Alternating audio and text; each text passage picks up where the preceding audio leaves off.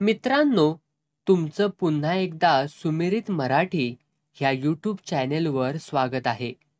आजची कथा सुरू करण्यापूर्वी जर कोणी ह्या चॅनेलवर पहिल्यांदाच आले असाल आणि अजूनही सबस्क्राईब केले नसेल तर नक्की सबस्क्राईब करा.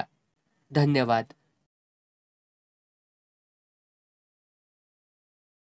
पावल्याची दुसरी बायको काशी शेजारच्या गावात गेली होती. तिथनं आली ती फनकारतच आली. तुम्ही काय बी करा, पण आपल्या शेम्याला परत आणा बघा. का ग? आता का? तुझ्या सरपंचाच्या घरी शिकतो या ना, त्या वाड्यात लगीन हाय. 1000 माणूस जेवतय. मी आपली जाऊन बसली होती एका बाजूला. आम्ही 10-15 बाया होतो फासपारध्याच्या.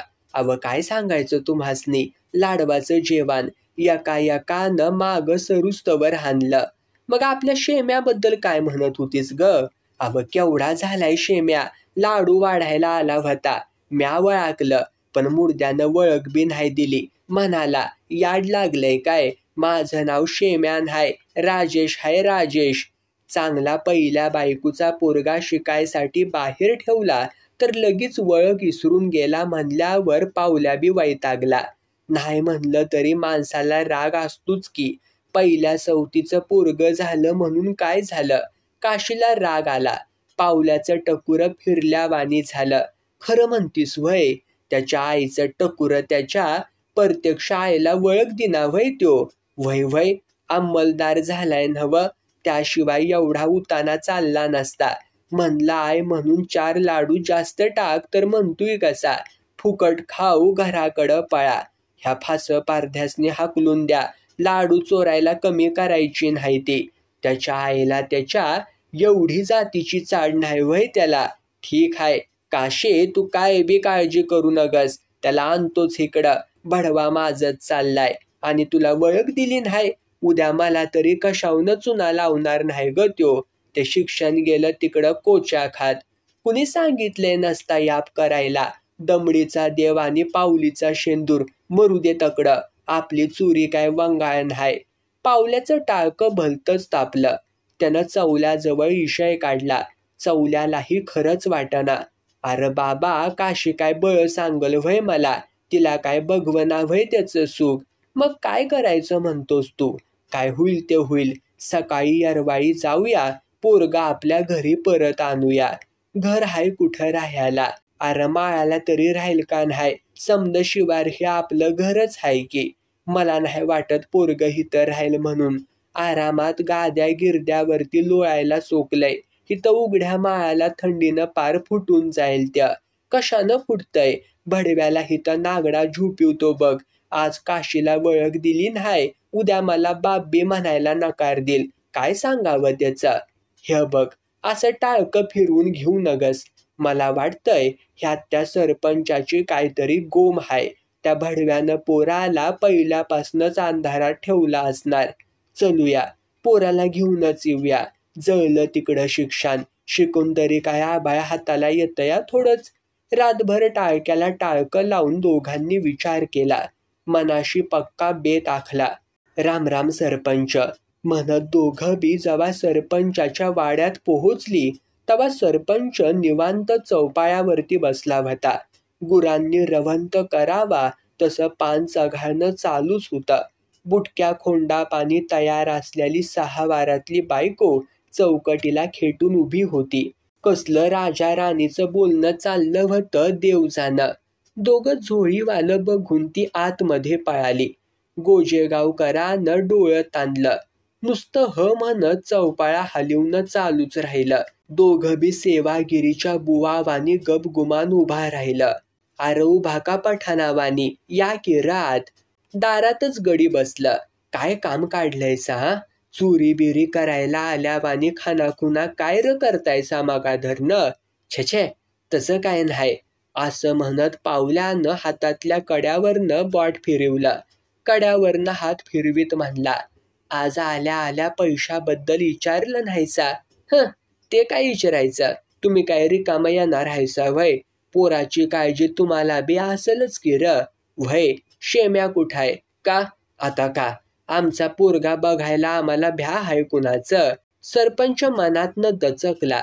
तरी बी पायाची आटान देऊन चौपाळा थांबवीत म्हणाला, पोरगा गावाला गेलाय, 1 महिन्यानं येईल. कंच्या गावाला गेलाय पुण्याला, पण तिथनं पुढं ममाईला बी जाणार हाय. नेमकं ठिकाण नाही सांगता येणार. का? त्याला परत न्यायला आलोया आम्ही. असं? त्याला तर लय शिकवायचा बेत होता तुमचा. होता, आता नाही. शिकून काय करायचं हाय? चोऱ्या आणि दरोडेच ना. असं तुम्हाला वाटतंय, त्याला नाही वाटत. पुराण वाढवू नगासा. आधी त्याला आमच्या ताब्यात द्या, मग पुढचं पुढं. इतकं सोपं नाही त्या. मजी? सरपंच खळखळून हसला. चौपाळा पुन्हा हलायला लागला. मधीच पाय भुईवर दाबून लाल तोंडानं हसत सरपंच म्हणला, पोरगा तुमचा याला पुरावा र काय? बावळट बोड्याची जात पारद्याची म्हणत्या ती काय खोटं नाही.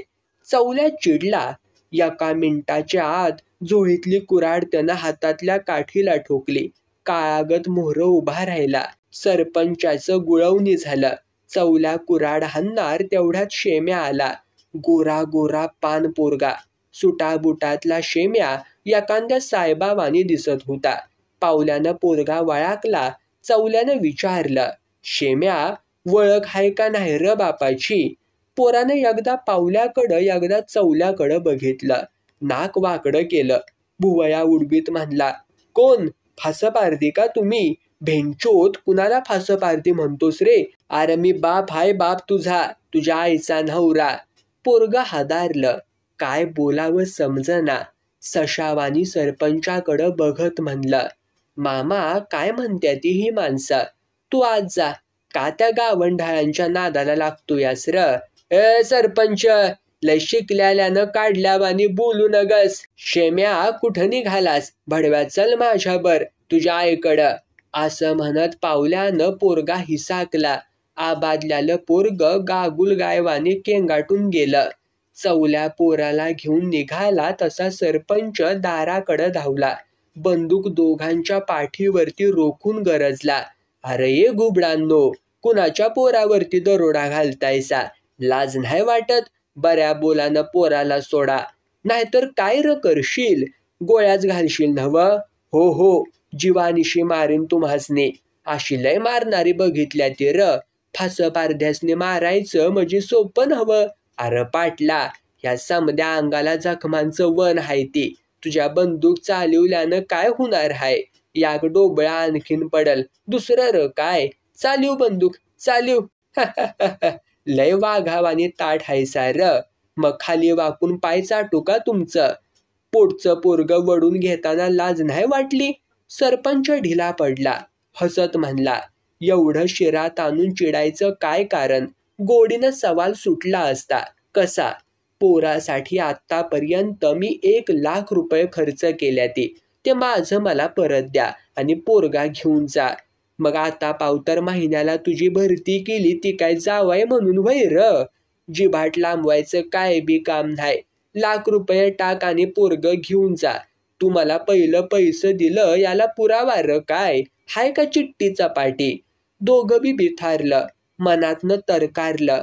तेवढ्यात फौजदार आला. रोजचीच वर्दळ. त्याच्या हातावरती 100ची नोट ठेवून सरपंचानं पवित्रा बदलला.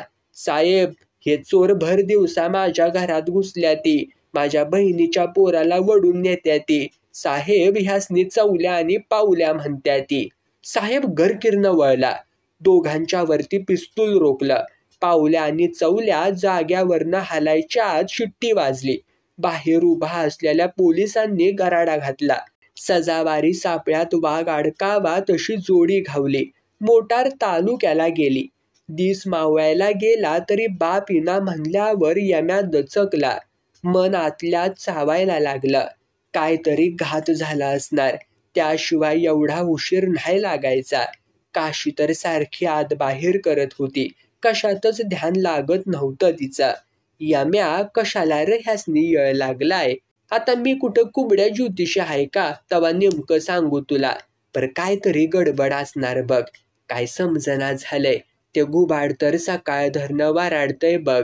काय वकट्याच्या मनात हाय देव जाणं. वरडू दे त्याच्या मायला. त्याच्या अंडी कुणीतरी पळवल्या असत्याली म्हणून बोंबलत असल. काय की पण हे काय खरं नव्हं. काहीतरी वंगाळ वकट घडणार बघ. नरड्याच्या खाली घासच उतरना बघ माझ्या. चमकी पालाच्या बाहेर आली. मावशे य इकडं, गाजरं उकाडल्या ती, खा 2-4. नक ग बया, माझं पोर येणार हाय म्हणून चांगला मनगटासारखा मळ्या मासा तळून ठेवलाय म्या. आता दिस कालांडला तरी ह्यांचा पत्त्यान हाय. याम्या बघ बाबार चौकशी करून. याम्यानं चौक्याला हाक मारली. चौक्यानं धर्म्याला, धर्म्यानं किशाला. समधी गँग जमली. चमकी पण त्यात सामील झाली. टाळक्यावरती टाळकं लढवायला लागली. ह्यातनं काहीतरी वाट काढली पाहिजे. निघायला तर पाहिजे. आपण सरळ गोजेगाव गाठूया. सरपंचाच्या घरीच जाऊया. याम्या बोलला. तुला माहित आहे का र सरपंचाचं घर? माहीत कशाला पाहिजेल, तानं पोर सांगल की. काढू नेमकं हुडकून. तुम्ही पण चला माझ्या बरोबर. शेम्याला घेऊनच येऊया. अरे पण आपण एका बाजूनं जायचो आणि ती दोघं दुसऱ्या बाजूनं आली तर म्हणजे चुकामुक व्हायची. तू फाटच फोडत राहा चौक्या. काय होत नाही चुकामुक. यायच्या असतीत तर 5 वाजायला परत आल्या असतीत. ही काय येळ हाय व्हय परतायची. जाऊया, घ्या हत्यार. समधी तयार झाली. कोयता, काठी, भाला हाताला गावल ती घेऊन चांगली 7-8 जण तयार झाली. सापावानी बाहेर पडली. डोळं तानीत वाट कापत निघाली. समद शिवार पायाखालचा. तरी बी झोळीत बॅटरी. एखाद्या टिपणाला अडचण आली तर उपयोगी पडावी म्हणून. 1-2 तासात त्यांनी गोजेगाव गाठलं. नुसत्या शिवारावरनं गाव वळकायची सवय लागलेली. समद गाव अजून बी जाग होतं. काय काय टाळकी बावटावानी पारावरती गप्पा मारीत बसली होती. म्हातारी कोतारी बिडी फुकत ऐकत होती. याम्या गावाच्या बाहेरच थांबला. समद्यासने आराखडा समजून सांगितला. चमकीला समदा आधीच सांगितलं होतं. ह्यानपावटीला सुदीक याम्या म्हणला. चमके, तुझं नाटक वाटण्यामध्ये समदा अवलंबून हाय. चढीव तुझा डिरेस. चमकीनं शाळकरी पोरीचा डिरेस चढवला. नट्टापट्टा केला. झकाश टिकली लावली. निघाली पुस्तकाची पिशवी हलवीत झोकात. तर्ण ताट अंग, त्यात अंगाशी फिट बसलेला डिरेस. मग काय बोलायचं. चमकी नावागत चमकदार वाटायला लागली. याम्या बी बरोबर होताच तिच्या. याम्यानं मोहरं चालताना हातातलं फडकं हाऊच एका घरामोहर टाकलं. गेला तसाच पुढं. फडकं पडलेल्या घरामोहर चमकी नेमकी थांबली. तिनं सरपंचाचं घर नेमकं वळाकलं. घुसली सरळ घरात. सरपंचाची बायको लोटून काढत होती. तिला बघितल्यावर तीही लगेच म्हणाली. आत्या, आमची कली आल्या का व इकडं? कली? अगं कुणाची ग तू? त्या कोपऱ्यावरल्या वामन तात्याची. असं व्हय, म्हणजे त्या माळकरी वामनची काय? हा, काय काम काढलेस ग? आमच्या कलीला बघायला आली होती. बघा की, माडी बिडी वाचली तर. बघते ग बाई. असं म्हणत सरपंचीन आत गेली.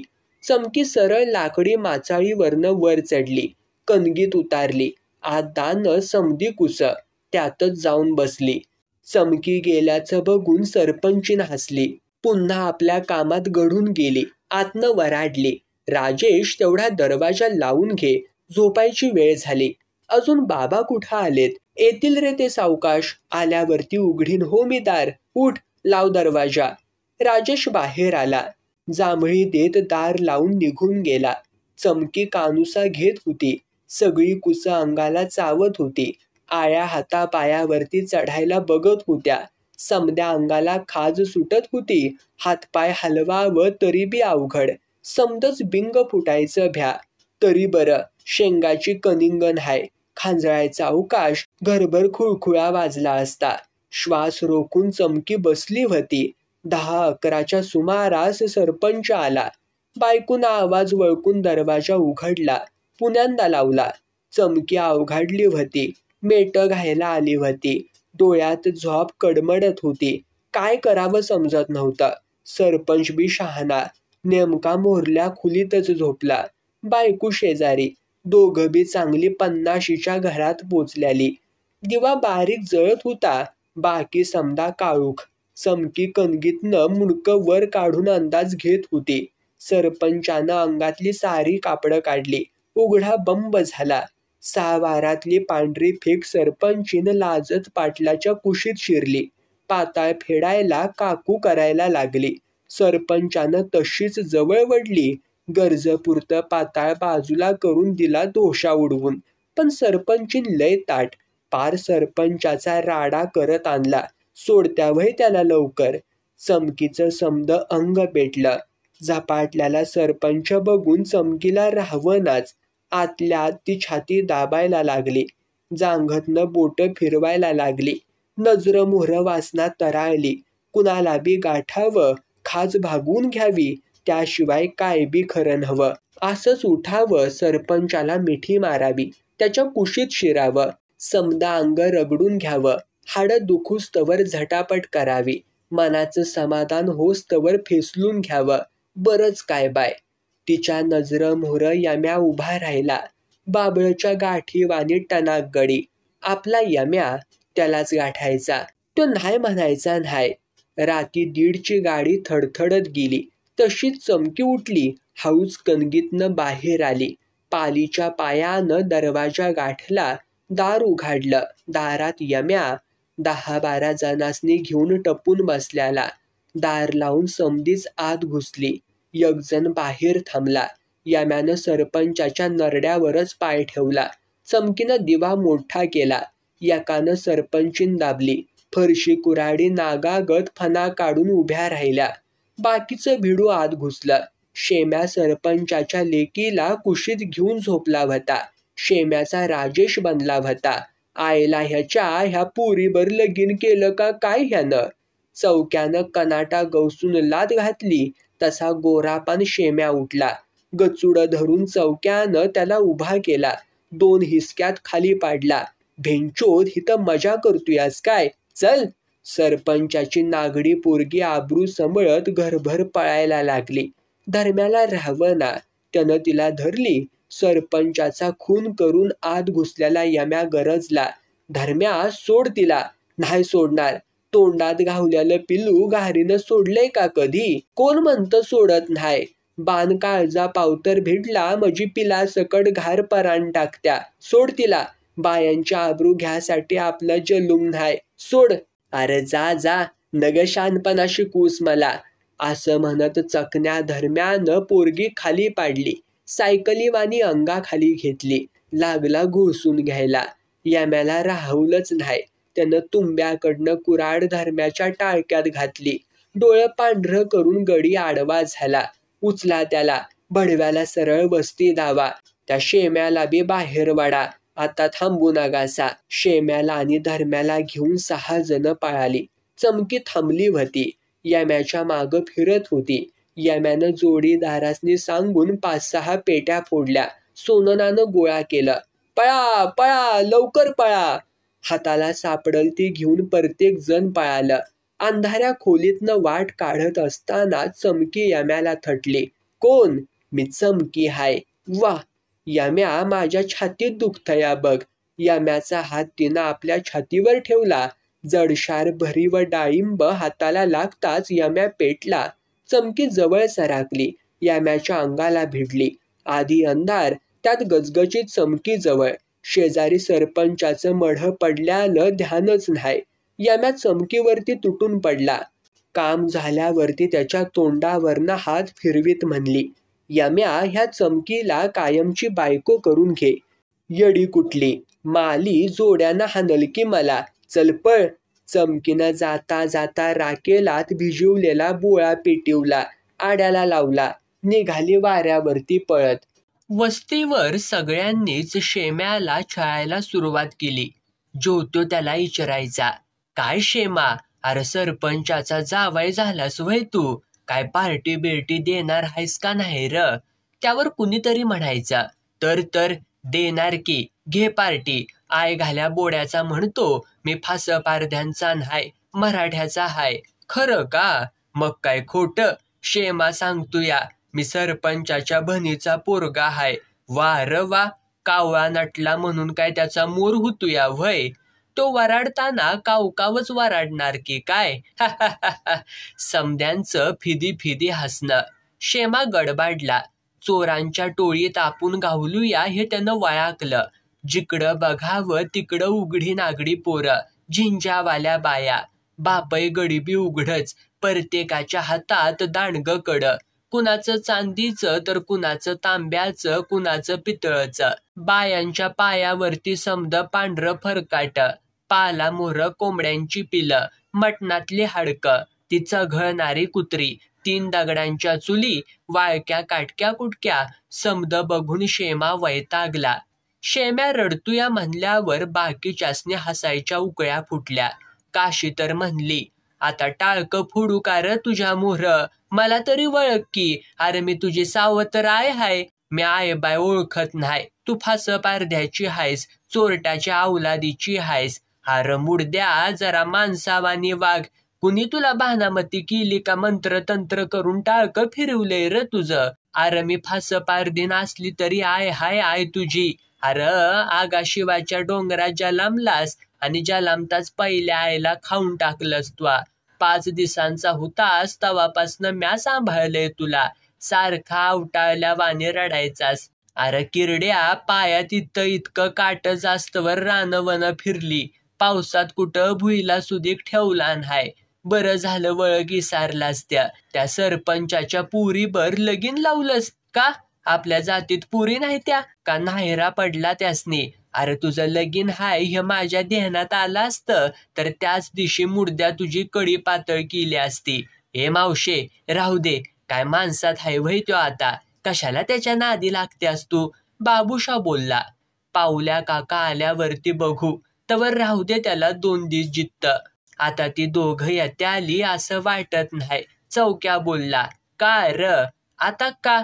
मागच्या येळला पळाली म्हणल्यावर सरकार आता सावधच राहणार की नाही का सरकारची बाजू घेणाऱ्या, एवढं सरकार हुशार असतं तर पोलीस बोंबल भिक्यावानी आवासून कशाला फिरल्या असती तर. अरे वाघाला पकडायला वाघाचंच काळीच पाहिजे. जेवण आटपून सारी झोपायच्या तयारीत होती तवर चवल्या आणि पावल्या हजर. गुडघाभर पाय चिखलामध्ये भरल्यालं, कापडाव बी समद डाग पडल्यालं, अंगावर 1000 ठिकाणी खर्चाटल्यालं. चवल्याचा एक दंड गोळी लागून फुटल्याला, अंगात गोळी तशीच घेऊन गडी धापा टाकीत पळत आल्याला. पावल्यानं चकचकीत चाकूचं पान काढलं, दंड दिव्या मोहर धरून बॉडभर लांबीची गोळी उपसून काढली. सगळ्यासनीच बरं वाटलं. आबा तू आणि चौलुदा आलास लय बरं वाटलं बघ, याम्या खुशीत येऊन बोलला. समधी वस्ती भोवतीनं जमली, डोळं भरून आपल्या मुरक्यासनी बघायला लागली. पोटात काहीतरी कोंबून 7-8 पारधी बाजूला घेऊन चवल्या म्हणला, आता आम्ही निघतो, तुम्ही उद्या संध्याकाळ पावतं औंधाच्या माळाला या. याम्या तू चल माझ्याबर. मी पण येऊ का? चौक्या बोलला. कशाला? कन्या खायला? समधी जनता व्यवस्थित घेऊन ये मागणं त्वा. पावल्या खेकासला. बरं त्या शेम्याला तरी न्या जावा. कोण शेम्या आणि कवा आणलाय त्याला? यम्यानं सारी कहाणी सांगितली. आता त्याला कुणी उठू नका, पळून जाणार नाही असं ध्यान ठेवा, झोपला असला तर झोपून द्या, थोरा घरचं मांजार हाय ती. वाढ तुडिवता यम्यानं दबक्या आवाजात विचारलं, कुठं जायचं आबा? रामक्या कातवड्याच्यात, कमळ बहिरीच्या डोंगरात. चला, लय दिस म्हाताऱ्याची गाठ पडल्याली नाही. डोंगूर बी रान डुकरावानी निवांत पासलला होता. रात किडा आईबाप मेल्यावानी बोंबलत होतं. अंधार डोळ्यात शिरायला बघत होता. बारक्या पोरांवानी आभाळ खाली वाकलं होतं. डोंगराच्या टाळक्यावरनं ढग निवांत फिरत होतं. टकुऱ्याला हात लावून डोंगराला भ्या दावायला बघत होतं. अंधारात डोंगूर मनातल्या मनात हसत होता. तिघबे रामक्याच्या घळीजवळ आली. नेहमीसारखी रचून ठेवलेली डोंगरी लाकडं पेटवली. भूताच्या थोबाड्यावानी उजेड पडला होता. वाऱ्याच्या झुळकीनं लाकडं फुलत होती. सशाच्या डोळ्यांवानी सगळं चमकत होतं. रामक्याची घळ गबगार होती. तिघबी पुढं झाली. रामक्याचा अंदाज घ्या लागली. चवल्यानं पावल्याला खून केली.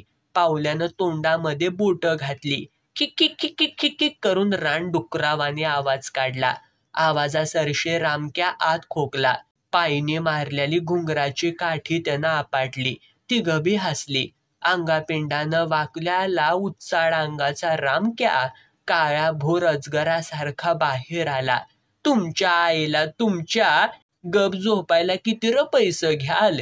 एवढा जीवावरती उदार झालायस वय? रामक्या घळीच्या तोंडाशी येऊन बोंबालला.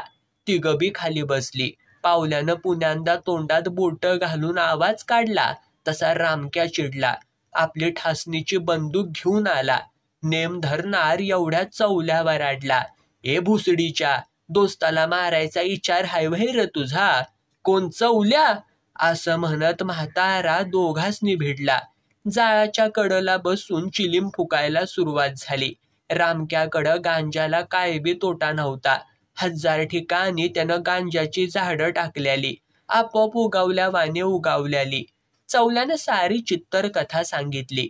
तसा रामक्या पावल्याकडं बघून म्हणला, ह्यो भडवा कवा आला तुझ्या टोळीत? चवल्या नुसता हसला, म्हणला, झाली चुकी. अरे चुकी कसली? चवल्या, तुझ्या जाग्यावरती मी असतो तर ह्याला उचलून जाळ्यातच टाकला असता बघ.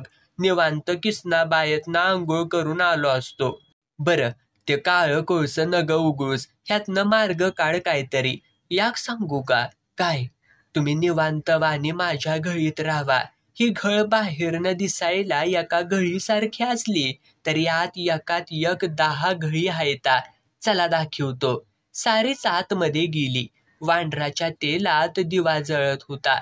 दिवा फिरवीत सारी घळ रामक्यानं दाखवली. याक वांडार मारून खिळ्याला अडकिवलं होतं. ही कवा खायचं? खायचं निवांत. कोण पळूतय वय ह्याला? बरोबर हाय. मग लपाहित. पोलिसाच्या बापाला सुधी गावायचा नाहीसा. कुणी आलं तर मी हायच त्यासनी गाणवायला. तुम्ही बिनघुरे राहावा. ठीक आहे, ठीक आहे. रातीगत आगबी फुलत चालली. घळउरावरती घेऊन तिन्ही टाळकी गपगार झोपून गेली.